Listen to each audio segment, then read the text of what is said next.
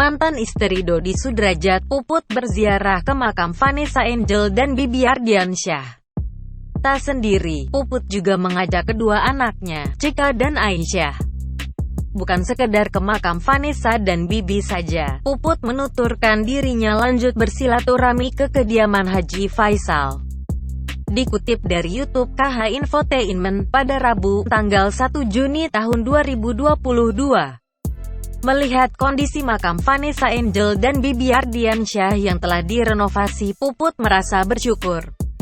Sebelum berkunjung ke rumah Haji Faisal, Puput dan kedua anaknya sudah menyiapkan buah tangan untuk Gala Sky. Di sisi lain, Puput mengaku sudah berkomunikasi dengan Haji Faisal sebelumnya dan mendapat respon baik. Sebab, ia merasa hubungannya dengan Haji Faisal selama ini tak ada masalah. Ia memastikan kedatangannya ke rumah Haji Faisal hanya untuk silaturahmi.